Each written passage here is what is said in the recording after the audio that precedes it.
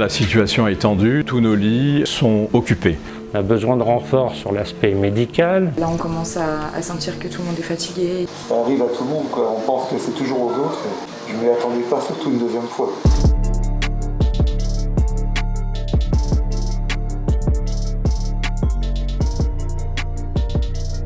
Jamil Ramani, chef de service d'anesthésie-réanimation à l'hôpital franco-britannique de Levallois-Perret. Dr David Gielli, chef de service de médecine interne et maladies infectieuses. Alors c'est vrai qu'on parle beaucoup des services de réanimation, des urgences. Une bonne partie des patients atteints de la maladie Covid sont pris en charge dans les services de médecine. Ça représente vraiment une majorité des patients, fort heureusement. Ils arrivent par le biais des urgences ou en admission directe, voire même on récupère les patients de réanimation, mais l'ensemble de la prise en charge s'effectue effectivement dans les services de médecine.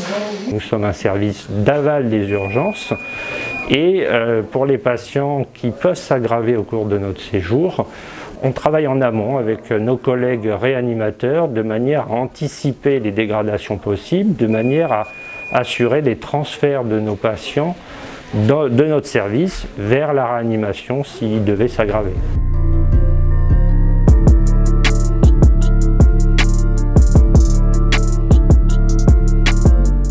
J'ai eu une forte fièvre à peu plus de 40 et je pensais que c'était une grippe et en fait j'ai été testé positif et j'étais déjà positif au mois de mars.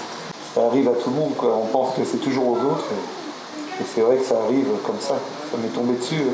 Je ne m'y attendais pas, surtout une deuxième fois. Vous savez comment vous l'avez attrapé?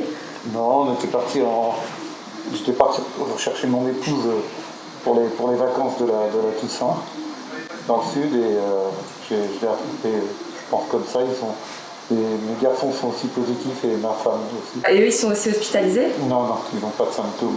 Ma femme est très fatiguée, mais les enfants sont complètement asymptomatiques. On ne se rend pas compte qu'ils promènent la maladie, quoi.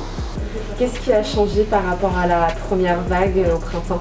Ce qui change, c'est qu'on a une meilleure connaissance de la maladie. On a des thérapeutiques dont on sait qu'elles permettent de réduire les transferts en réanimation et le risque et la mortalité également.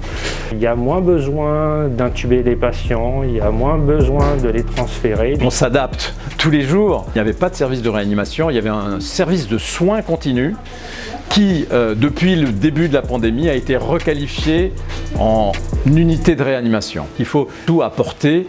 De l'oxygène avec un dispositif qu'on appelle l'Optiflow. C'est un dispositif qui délivre de l'oxygène à haut débit. Il peut délivrer jusqu'à 70 litres d'oxygène par minute, ce qui est considérable.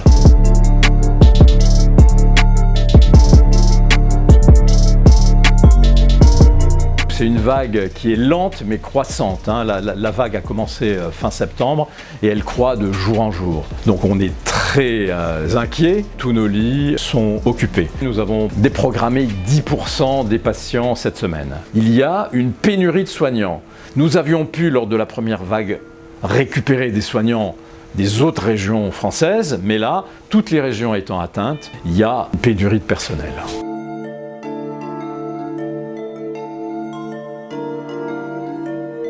Ça fait 1 an que je suis là, donc effectivement, j'étais là en mars, la fameuse première vague.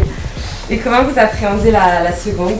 Là, on commence à sentir que tout le monde est fatigué et le manque d'effectifs crée encore plus de fatigue. Ouais, c'est plus compliqué à ce niveau-là. Il faut juste perfuser le monsieur. Serrez le point, monsieur.